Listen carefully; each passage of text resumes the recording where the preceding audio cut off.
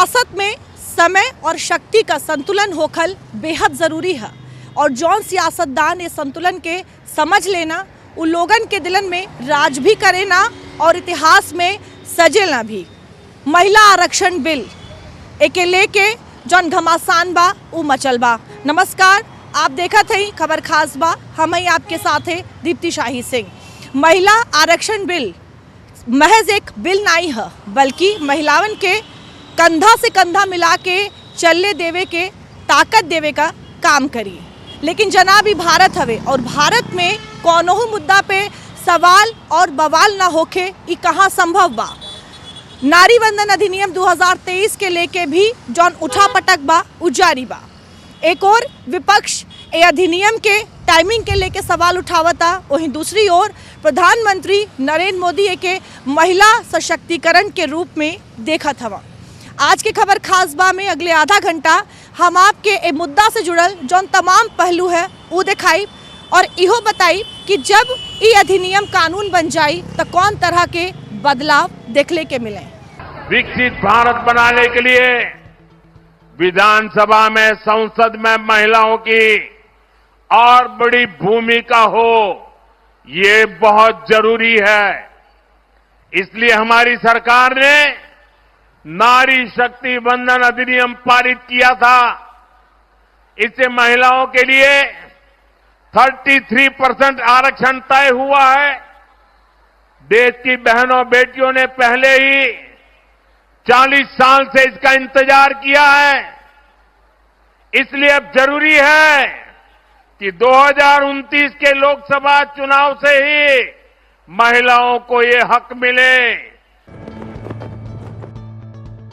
विकसित भारत खातिर महिला लोग के भागीदारी अहम बा और ये भागीदारी न सिर्फ रोजगार, शिक्षा और बिजनेस जैसे क्षेत्र में हो बल्कि ये जरूरी हो चुकल बा कि अभी भागीदारी देश के राजनीति में भी होखे। यह वजह है कि पीएम मोदी भी अब इस सपना के साकार कैले में जुट गई बाना। अब इन कुछ दिन पहले ही मोदी सरकार नारी शक्ति वंदन अधिनियम में संशोधन के ड्राफ्ट बिल के मंजूरी देके ये बात साफ कर दिले बा। मोदी सरकार सियासत में महिला लोगन के बड़ा स्थान देवे खातिर तैयार बा, जेकरे खातिर मोदी सरकार बजट सत्र के बढ़ा के 16 से 18 अप्रैल तक संसद का विशेष सत्र बुलैले बा, जेमें देश के आधा आबादी यानी महिला लोगन के उनके हक और राजनीति में उनके भागीदारी बढ़ाइले पे चर्चा हुई। सरकार इस संसद के बजट सत्र 16 अप्रैल से फिर बुलैले बा। इस दौरान महिला आरक्षण बिल पे 16 से 18 अप्रैल तक संसद में चर्चा हुई। प्रस्ताव के तहत एमे लोकसभा के सीट मौजूदा 543 से बढ़ा के 816 कैल जा सकेला, जेमे 273 सीट महिला लोगन खातिर आरक्षित हुई, यानी लोकसभा के सीट में महिला खातिर 33% भागीदारी सुनिश्चित कैल जाये। एमे एससी और एसटी वर्ग के महिला और उनके कोटा के भीतर हिस्सा मिली। यही फॉर्मूला के राज्य के विधानसभा में भी लागू कैले के योजना है और परिसीमन खातिर 2011 की जनगणना के आंकड़ा का इस्तेमाल कैले का प्रस्ताव बा ताकि प्रक्रिया में देरी ना होखे। सरकार का दावा है कि महिला आरक्षण वाला ये बिल के लागू भइले से राजनीति में महिला लोगन के भागीदारी बढ़ी और लोकतंत्र और मजबूत हो। हमें विकसित भारत का लक्ष्य हासिल करना है तो हमें हमारी मातृशक्ति को, हमारी नारी शक्ति को, उनके पूर्ण सामर्थ्य का राष्ट्र के विकास में जोड़ना ही होगा। पीएम मोदी भी अपने संदेश से यह साफ कर दिया बाड़ा कि विकसित भारत के संकल्प के पूरा करे खातिर महिला लोगन के भागीदारी बेहद अहम बा। यानी जहां एक तरफ मोदी सरकार महिला खातिर हर कदम पे सशक्त बनैले खातिर तमाम जरूरी कदम उठावत बा, तो वहीं मोदी सरकार के फैसला पे विपक्ष तरह तरह के सवाल भी उठावत बा। सपा नेता अखिलेश यादव से लेके नेता प्रतिपक्ष राहुल गांधी तक सब विपक्षी नेता एक टाइमिंग और आधार पर ही सवाल खड़ा करत हवा। महिला आरक्षण संख्या के आधार पे दे रहे हैं आप 1/3 देना चाहते हैं। 1/3 तो अंक है ना, संख्या है। और संख्या कौन सी देना चाहते हैं? 2011 की। क्या 2011 में आंसर ऐसा ही था? क्या गांव की तस्वीर ऐसी थी? क्या शहर की तस्वीर ऐसी थी? जब 2011 से आबादी बढ़ गई है और आधी आबादी और बढ़ गई होगी, तो जो ग्राउंड रियलिटी है, जो आज की जनसंख्या है उस पर आरक्षण की बात होनी चाहिए। दरअसल जब से केंद्र सरकार महिला आरक्षण वाले बिल खातिर संसद का विशेष सत्र बुलैले बा और नारी शक्ति वंदन अधिनियम में संशोधन के ड्राफ्ट बिल के मंजूरी देले बा, तब्बे से ही ई बिल देश के सियासत का केंद्र बनल बा। चाहे अखिलेश यादव होखे, चाहे कांग्रेसी नेता होखे, सब ए बिल पे सवाल खड़ा करत बा। कांग्रेस नेता राहुल गांधी कहला ई बिल अधूरा बा, काहे से कि एमे ओबीसी महिला खाती अलग से कोटा नाई बा। बिना कोटा के भीतर कोटा के ई आरक्षण सामाजिक न्याय के लक्ष्य के पूरा नहीं करेला। कांग्रेस अध्यक्ष मल्लिकार्जुन खड़गे भी सरकार के पत्र लिख के सर्वदलीय बैठक के मांग कैले बाड़ा और कहले बाड़ा कि ये मुद्दा पे स्पष्ट रोड मैप के जरूरत बा। वही कांग्रेस नेता जयराम रमेश कहला सरकार जनगणना और परिसीमन के शर्त जोड़ के जानबूझकर देरी करत बा और ये विशेष सत्र बुलावल सिर्फ एक चुनावी स्टंट हवे। यानी विपक्ष ए बिल के ओबीसी आरक्षण और लागू करेले के टाइमिंग से जोड़ के एक मोदी सरकार के चुनावी स्टंट बतावत बा। त वही विपक्ष के एक कुल आरोपन के सरकार सहजता से काउंटर करत बा और मिलकर महिला लोगन के आरक्षण देवे वाले बिल के पारित करेले के बात कहत बा। मैंने कांग्रेस से भी आग्रह किया है कि वो इस पर राजनीति न करे, इस संशोधन को पूरा समर्थन दे ताकि सर्वसम्मति से महिलाओं के हक में निर्णय हो पाए। दरअसल जब वो कोनो संवैधानिक संशोधन होला तो ओके लोकसभा से 2/3 बहुमत से पास करावल जाला। एकरे खातिर 364 सांसद का समर्थन चाहे के होला, जनसंख्या बल सरकार के पास नाई बा। यही खातिर सरकार के विपक्ष के जरूरत पड़ी। यह वजह है कि पीएम मोदी लगातार अपील करके विपक्ष से सहयोग के बात कहत हवा। लोकसभा में सांसद के संख्या बल के आंकड़ा के बात कइल जा तो सत्ता के पक्ष के पास अबही 293 सांसद का समर्थन बा, जबकि विपक्ष के पास 240 सांसद के संख्या बल बा। एकरे अलावा 12 अन्य सांसद हवा, न तो सत्ता पक्ष के हवा और न ही विपक्ष की ओर बाड़ा। यानी इस सांसद न्यूट्रल हवा और 2/3 के आंकड़ा 364 होला, जौन बिना विपक्षी सहयोग के असंभव बा। यह वजह है कि नारी शक्ति वंदन अधिनियम के पारित कराए खातिर गृह मंत्री अमित शाह एक्शन मोड में आ गई बाड़ा। बंगाल समेत देश के दूसरा राज्य में चुनाव प्रचार में व्यस्त भइले के बाद भी अमित शाह ए वक्त कई ताबड़तोड़ राजनीतिक मुलाकात करत हवा।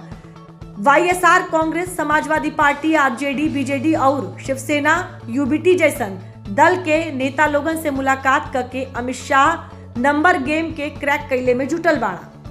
कहते हैं किसी भी देश का विकास तभी हो सकता है जब वहां की आधी आबादी सशक्त हो, और नारी वंदन अधिनियम इसी आधी आबादी की बात करता है। लेकिन वो आधी आबादी यानी महिलाएं इसको लेकर क्या सोचती हैं, ये जानना भी बेहद जरूरी है। और इसीलिए हमने कुछ महिलाओं से बातचीत की और समझने की कोशिश की कि महिलाएं इस बिल को लेकर जो सोच है वो क्या रखती हैं। आपका क्या नाम है मैम? मेरा नाम मिसेस आभा सिंह है।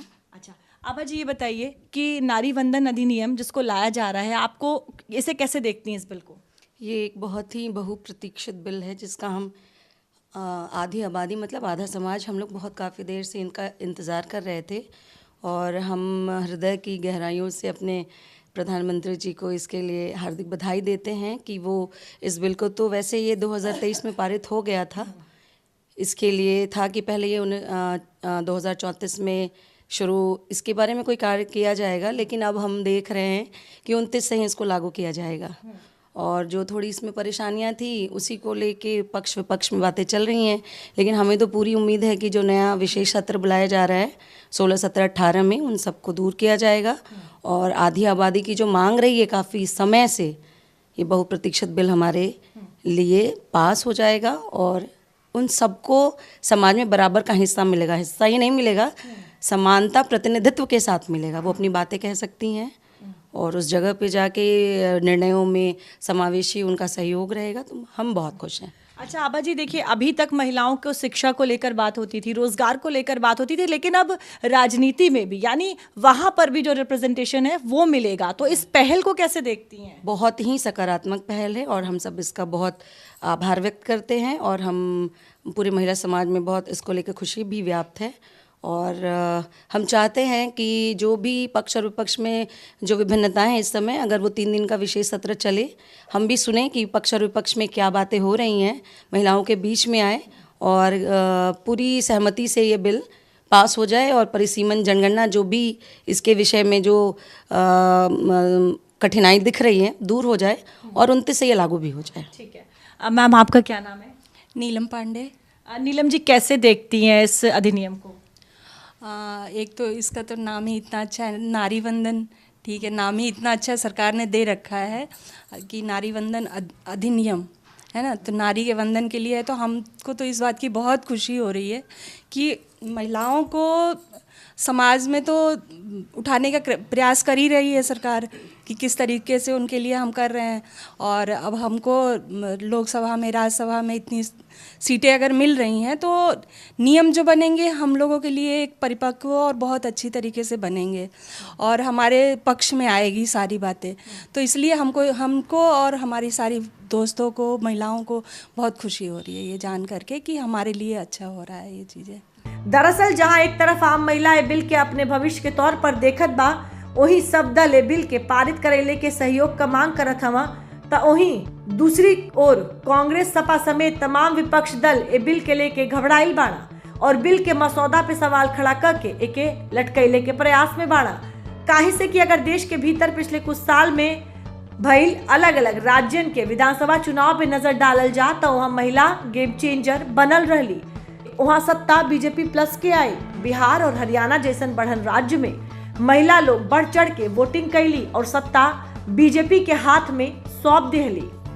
बिहार विधानसभा चुनाव 2025 में महिला पुरुषन से ज्यादा वोट कैली। चुनाव के दौरान कुल 71.06% महिला मतदान कैली, जबकि पुरुष का वोट प्रतिशत इस चुनाव में 62.8% रहल। महिला पुरुष वोटिंग में 8.8 का अंतर महिला लोग बाजी मार लेली और बिहार विधानसभा चुनाव 2025 में एनडीए 202 सीट पे कब्जा कर विपक्ष के चारों खाना चित कर दिले बा। यही तरह हरियाणा विधानसभा 2024 में भी महिला रिकॉर्ड तोड़ मतदान कैली, जिसमें अकेले 66.73% मतदान सिर्फ महिला लोग कैले बाड़ी और 90 सीट वाले हरियाणा में एनडीए के 48 सीट मिली। इस जीत के साथ बीजेपी पहली बार हरियाणा में जीत के हैट्रिक लगाई।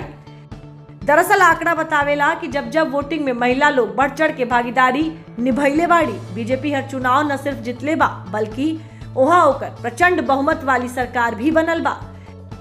यह वजह है कि कांग्रेस, सपा जैसन बढ़न दल ए बिल से घबराइल बाड़ा। सपा के डर बा कि अगर आगामी यूपी विधानसभा चुनाव में सत्ता का चाबी महिला के हाथ में नाई रहल तो उनके जीतने का चांस कम हो जाए। लिहाजा सपा प्रमुख अखिलेश यादव सीधे तौर पे जनगणना आधार के मुद्दा बना के सरकार पे हमला बोलत हवा। 26 के बाद जो सेंसस होगा वो तो नया सेंसस होगा, क्योंकि लागू अभी नहीं होगा, लागू होगा 29 में। तो इतनी जल्दी क्या है, इतनी जल्दीबाजी क्या है इनको? जब हम महिलाओं को देना ही है आरक्षण और सम्मान देना है तो आजकल जल्दीबाजी क्या है? और फिर 2011 के सेंसस से क्यों, 2027-26 के सेंसस से क्यों नहीं? अखिलेश यादव के तर्क पे बीजेपी प्रवक्ता हीरो वाजपेयी करारा प्रहार कैला। विपक्ष को हर काम में बाधा लगती है और खास करके आधी आबादी के प्रति उनका विचार कभी ठीक नहीं रहा। महिलाओं के संदर्भ में जब भी लोकसभा में चर्चा हुई और जब ये बात चली कि उनको स्थान मिलना चाहिए, तब उस समय के तत्कालीन नेता मुलायम सिंह यादव जी, लालू यादव जी ने विरोध किया और मुझे लगता है आज भी विपक्ष का विरोध लगातार बना हुआ है। विपक्ष नहीं चाहता कि आधी आबादी को उनका प्रतिनिधित्व मिले, राजनीति में वो भी अपना स्थान रखें और मुझे लगता है राजनीति की शुचिता के लिए ये जरूरी है कि उनको स्थान मिलना चाहिए। भारतीय जनता पार्टी प्रतिबद्ध है, जो उसने वादे किए उस वादों को पूरा करने की ओर अग्रसर है। देखिए, मुझे लगता है अखिलेश यादव जी को जितनी भी संवैधानिक संस्थाएं हैं, संसद है, सब पर अविश्वास उनका है। उन्हें लगता है कि जितनी भी निर्णय आ रहे हैं सब उनको चुनाव हराएंगे। ये भय से वो इतने भयभीत रहते हैं कि उन्हें रात को भी सपन में और सुबह दिवा स्वप्न दिखता है कि मैं हारने जा रहा हूँ। लगातार जनता उन्हें हराती आई है। आधी आबादी का विश्वास कभी भी इन दलों पे नहीं रहा और मुझे लगता है आगामी चुनाव में भी आधी आबादी इनसे दूर रहेगी। जो कानून व्यवस्था योगी आदित्यनाथ के नेतृत्व में उत्तर प्रदेश में मिली है, तो वो कानून व्यवस्था से लोग अभिभूत हैं और मुझे लगता है आधी आबादी का आशीर्वाद योगी आदित्यनाथ के साथ बना हुआ है। बीते कई चुनावों के अगर नतीजों को देखा जाए तो महिलाएं गेम चेंजर के तौर पर साबित हुई हैं और ख़ास तौर से बीजेपी की जीत में इन महिलाओं की जो भूमिका है वो बेहद महत्वपूर्ण रही है और शायद महिलाओं की इसी भूमिका पर नज़र विपक्ष की है, क्योंकि विपक्ष को ऐसा लगता है कि अगर इन महिलाओं को साध लिया जाए तो 2027 की जो लड़ाई है वो आसान हो जाएगी। और यही बड़ी वजह है कि तमाम विपक्षी दल महिलाओं के अधिकार की बात करते हुए नजर आ रहे हैं। देखिए, महिला रिजर्वेशन को लेके समाजवादी पार्टी शुरू से ही स्पष्ट है। नेताजी ने सदन में भी एक बार बोला था कि जो महिला बिल है उसका समाजवादी पार्टी समर्थन करती है, लेकिन जो महिलाएं पिछड़ी जाति से हैं, दलित हैं या अल्पसंख्यक हैं, उन महिलाओं को भी भागीदारी तय होनी चाहिए, उन पे उनकी उस रिजर्वेशन में भी हिस्सेदारी तय होनी चाहिए। सवाल टाइमिंग का है। निश्चित रूप से भारतीय जनता पार्टी केवल राजनीतिक लाभ के लिए इसको लेके आ रही है और ऐसा बिल जो 29 में लागू होगा, आज जब चुनाव चल रहा है या चुनाव का समय है, तब भारतीय जनता पार्टी इसको लेके आ रही है, तो केवल राजनीतिक लाभ के लिए लेके आ रही है। बिल ऐसा होना चाहिए कि अगर आज उसको पास कर रहे हैं तो आज से लागू हो, 2029 से क्यों लागू होगा, ये बड़ा सवाल है। दरअसल विपक्ष लगातार महिला आरक्षण के बिल के चुनावी स्टंट बतावत बा, लेकिन ऐसे में सवाल खड़ा होला, महिला के बढ़ल भागीदारी पे इतना सियासत काहे जारी बा। नारी शक्ति वंदन अधिनियम में संशोधन के आखिर सियासत के भेंट काहे चढ़ावल जात बा। काहे से कि उहे महिला आरक्षण बिल है जौन सालों से सदन में अटकत चलत जात रहल। एक बार महिला आरक्षण बिल के टाइमलाइन के भी समझ लें। महिला आरक्षण बिल 1996 से 2023 तक 1931 में महिला आरक्षण का मुद्दा पहली बार भारतीय राष्ट्रीय आंदोलन के दौरान उठल रहल, लेकिन तब प्रस्ताव खारिज कर देवल गईल रहल। 1993 में पंचायत और नगर निकाय में महिला खाती 1/3 सीट आरक्षित भइल रहल। फिर 62 साल बाद 1996 में यूनाइटेड फ्रंट के देवगौड़ा सरकार बिल के लेके आई। समर्थन दे वाला पार्टी विरोध कैलस, स्टैंडिंग कमेटी के पास भेजल गई। इसके बाद एकरे बाद फिर साल 1998 में 14 जुलाई के देवगौड़ा सरकार बिल के दोबारा पेश कैलस। हंगामा और विरोध के चलत पेश नहीं हो सकल और 11 दिसंबर 1998 के बिल के फिर पेश कैले की कोशिश भई। सपा सांसद दरोगा प्रसाद स्पीकर पोडियम पहुंच गईला। एक बाद 23 दिसंबर 1998 के अटल सरकार बिल पास कैले में कामयाब रहल। जेडीयू विरोध कैलस और पारित नहीं हो पाए। 2000 में अटल सरकार ए बिल के पेश कैले की कोशिश कैलस पर ही नहीं हो सकल। फिर 2003 में बीजेपी सर्वदलीय बैठक में आम सहमति बनैले के कोशिश कैलस। एक बाद 2008 में मनमोहन सरकार राज्यसभा में बिल के पेश कैलस। हल्ला भइल और स्टैंडिंग कमेटी भेजल गई। 2010 में राज्यसभा में विधेयक पेश और 2/3 बहुमत से पारित हो गए। फिर 2023 में मोदी सरकार के दोनों सदन में पेश कैल और पास भइल। नारी शक्ति वंदन अधिनियम के रूप में सामने आई।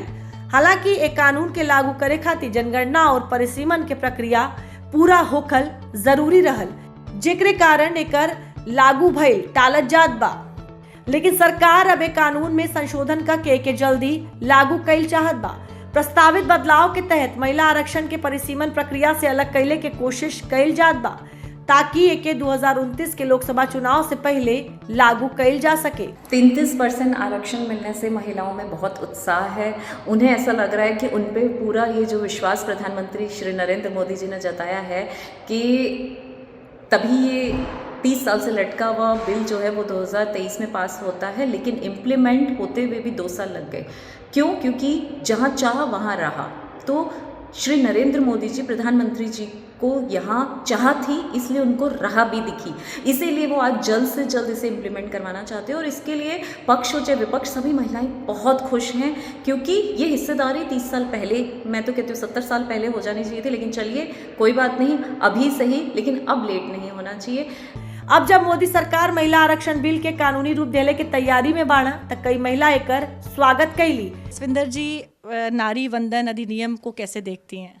मैम, बहुत ही पॉजिटिव तरीके से देख रहे हैं। एक खुशी है मन में कि अगर जब ये पास होता है तो हम लोगों को कुछ हक मिलेंगे। जैसे अभी हम कुछ डिसीजन लेते हैं लेकिन उनको वैल्यू नहीं दी जाती है, लेकिन अगर हमको कुछ ऐसे डिसीजन लेने हैं बच्चों के प्रति, परिवार के प्रति, बिजनेस के प्रति, और हम सेल्फ ग्रूमिंग करना चाहते हैं, सेल्फ का कुछ डिसीजन लेना चाहते हैं, तो उनको वैलिड माना जाए और उनको हमें हक दिया जाए, ताकि हम अपने अधिकार जो हैं, अपने जो वर्क हैं, वो अपने स्वयं कर सकें।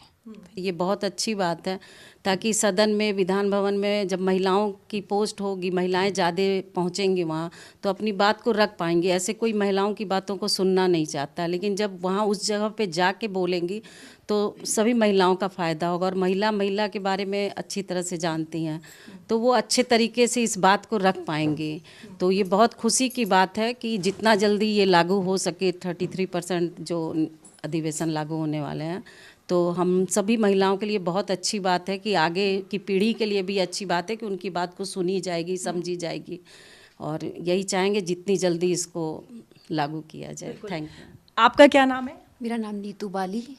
कैसे देखती हैं इस अधिनियम को आप? देखना और परखना दोनों चीज़ें अलग हैं।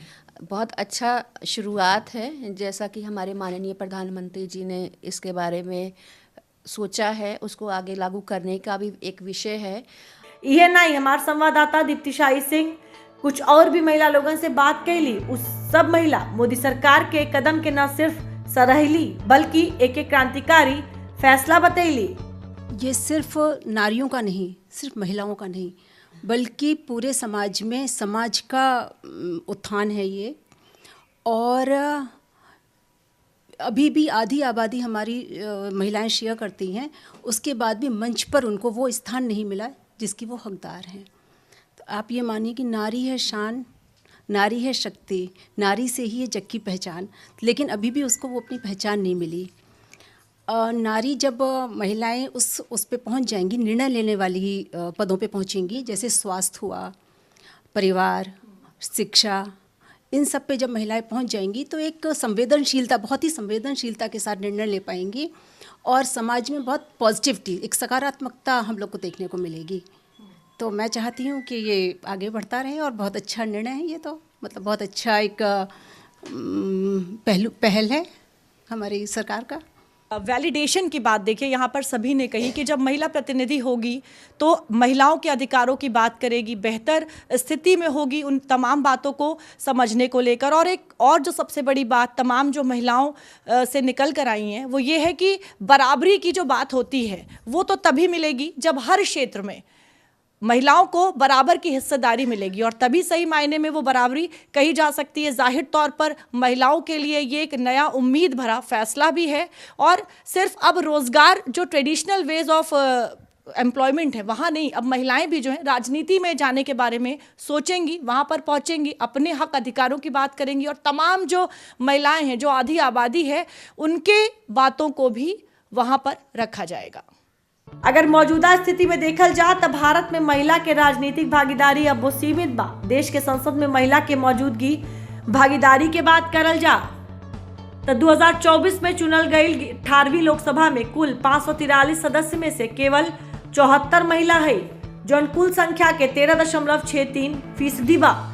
ये आंकड़ा पिछली बार के मुकाबले कम भइल बा। वर्तमान में राज्यसभा के 245 सीट में से 42 सीट पे महिला बाड़ी, जो लगभग 17.1% दर्शावेला। जब हम राज्य के स्तर से देखी तो आंकड़ा और भी कम नजर आवेला, जहां राष्ट्रीय औसत मात्र 9% के आसपास बा।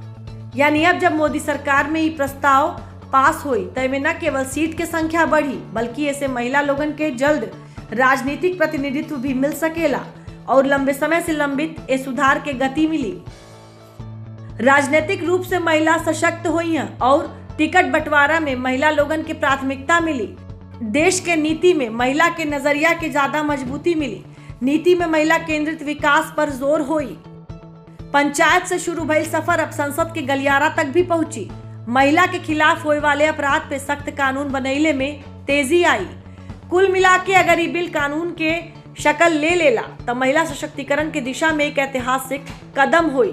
दरअसल इस देश के आधी आबादी के सियासी हिस्सेदारी का उ लड़ाई है जो कई दशक से चलत आवत बा। अब केंद्र के मोदी सरकार 16 से 18 अप्रैल के 2 दिवसीय संसदीय विशेष सत्र बोलैले बा, तो उम्मीद बा कि ई विधेयक अब कानून के रूप ले ले। नारी वंदन अधिनियम के लागू कैले का तैयारी सरकार का 2029 में बा और यही के लेके बैठक भी बुलावल जात बा। प्रधानमंत्री नरेंद्र मोदी खुद कहले बाड़ा तमाम दल से कि वो अपन सहयोग दे ताकि 2029 लोकसभा चुनाव में ये अधिनियम के ये कानून के लागू कैल जा सके। लेकिन अब ये आए वाला समय ही बताई कि नारी वंदन अधिनियम का भविष्य होला। आज के खबर खासबा में हमरे साथ बस इतना ही। देश और दुनिया के बाकी खबर खाती आप देखत रही दूरदर्शन उत्तर प्रदेश।